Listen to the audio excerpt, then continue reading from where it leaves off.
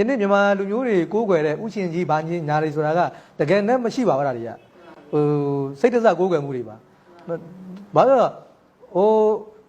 ချို့နက်ပွဲတွေလုပ်တယ်နက်ဝင်ဘူးတယ်ပေါ့ကိုကြီးကျော်လို့ဘာလို့နော်သူတို့ဝင်ဘူးတယ်လို့ပြောကြတယ်တကယ်တော့မဟုတ်နိုင်ဘူးပေါ့ကိုကြီးကျော်ဆိုတော့သူတို့ရဲ့အထုပ်ပတ်တိကြည့်လိုက်ရင်လည်းသူတို့ကနက်ဖြစ်စရာအကြောင်းလည်းမရှိဘူးအဲ့တော့တကယ်ဝင်ဘူးတယ်ဆိုရင်လည်းသူကနက်အဲ့ဒီကိုကြီးကျော်နက်ဝင်ဘူးတာအကြောင်းမဟုတ်ဘူးတခြားဘေးနားမှာပိတ်တာတွေကအများကြီးရှိတယ်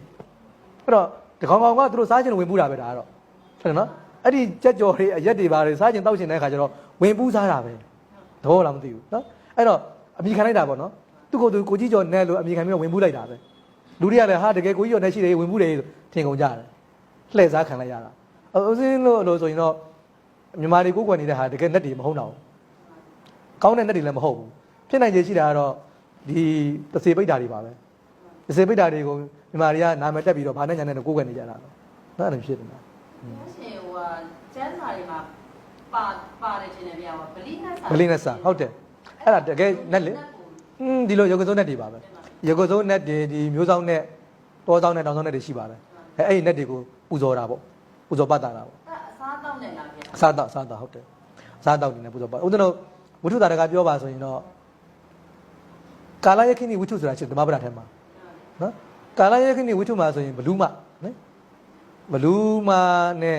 ဟိုပါပေါ့အမျိုးသမီးနှစ်ယောက်မရေကြီးနဲ့မရေငယ်နော်ရန်ညှို့ဖွဲ့လာတဲ့ပြဿနာလေ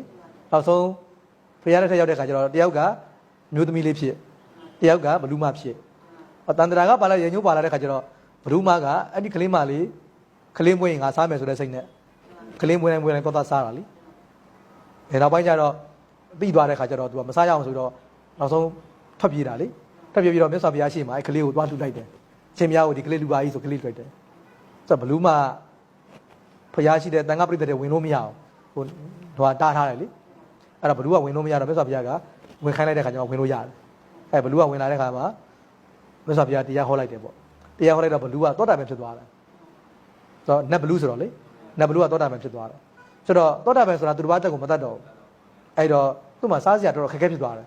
ဘလူးဆိုတော့အသားစားတဲ့တတ်တော်ပါလေအဲ့တော့သူတစ်ပါးတက်မတတ်ရအောင်ဆိုတော့သူတော်တော်စားဖို့တော့ခက်သွားတယ်အဲ့တော့မြတ်စွာဘုရားကိုသူလျှောက်တယ်ရှင်ဘုရားတပည့်တော်တို့ကဘလူးဖြစ်နေတယ်ဘလူးမျိုးနဲ့ဖြစ်နေတယ်တပည့်တော်အစားတော့ဘယ်လိုလုပ်ရမလဲပေါ့ဘုရားဘုရားကမပူနဲ့ဆိုပြီးတော့ခုနသူ့ရဲ့ရန်ညှို့ဖွဲ့ရန်ဖြစ်ဖက်မျိုးသမီးလေးကိုပြောတယ်နင်းဒီဘလူးမကိုအိမ်ခေါ်သွားပြီးတော့ဘလူးမကိုကျွေးမွေးလိုက်ပါပေါ့ဆိုတော့သူအိမ်ခေါ်သွားတယ်လေအိမ်မှာထားတယ်ဒါပေမဲ့အိမ်မှာထားတော့နေစရာနဲ့ခက်ခဲဖြစ်သွားတယ်နောက်ပိုင်းအိမ်မှာနေလို့မရတော့ရွာထိပ်ကညောင်ပင်မှာနေရာပေးလိုက်တယ်အဲ့တော့ရွာထိပ်ကညောင်ပင်မှာဘလူးကိုထားတယ်ပြီးရင်သူကအဲ့မှာနေစဉ်သွားပြီးတော့ကျွေးမွေးတယ်အဲ့နဲ့ဒ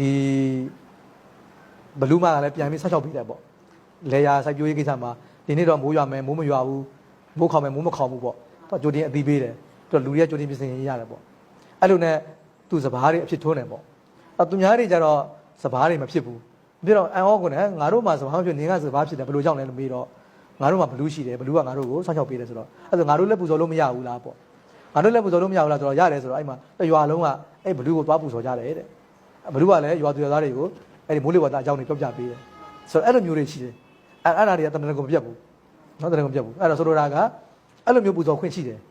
တပင်ဆောင်နဲ့တို့တကယ်ရှိတဲ့နဲ့တွေပေါ့အခုမြန်မာတွေမလုံနေတာဟာတော့စိတ်တစားနဲ့တွေပေါ့တကယ်မရှိတာတွေကိုစိတ်ကူးယဉ်ပြီးတော့လုံနေကြတာဟာများရပါလားနော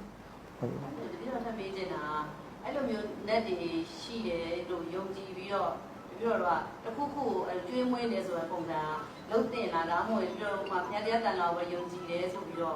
ဒီဘက်ဟိုဘယ်ပဲလုံနေတယ်လုံလောက်အဲ့ဒါလုံးတယ်အဲ့ဒါနှမျိုးရှိတယ်နှမျိုးရှိတယ်ကခုနကဖြစ်စဉ်တွေမှာတကယ်ရှိလို့လုပ်တဲ့ပြဿနာတကယ်ရှိမှမသိဘဲနဲ့တော့မလုပ်တာအကောင်းဆုံးပဲစိတ်ကူးထဲမှာရှိတယ်လို့ခမန်းချင်တဲ့နေတဲ့ဆိုရင်တော့အမြောက်ဝေတာအကောင်းဆုံးပဲမြတ်စွာဘုရားပေးတဲ့ဒီလန်းကလည်းတန်ဃာတော်တွေကိုပင်းဖိတ်ပြီးကုသိုလ်လုပ်ညာတဲ့ကုသိုလ်ကိုအမြောက်ဝေလိုက်တကယ်ကိုသူတို့ကကိုထင်ကြပါတယ်အိမ်မက်တွေပေးပါတယ်ဆိုရင်တော့ကျွေးမွေးလိုက်ပါဟုတ်တယ်နော်တကယ်သိတယ်ဆိုရင်တကယ်ကျွေးမွေးလိုက်ပါတကယ်ရှိမှတကယ်သိတယ်ကိုအိမ်မက်လည်းပေးတယ်ကိုထင်လည်းပြတယ်တော့အတန်တစ်ခုခုပြုတယ်ဆိုရင်တော့သိသွားပြီအဲ့လိုဆိုရင်တော့အမြောက်ပေးလို့မလောက်တော့ဘူးတကယ်လည်းကျွေးတင်တယ်ပေါ့အမြောက်လည်းပေးမယ်ကျွေးလည်းကျွေးမယ်မသိဘူးဆိုရင်တော့အမြောက်သာဝေတာအကောင်းဆုံးပဲ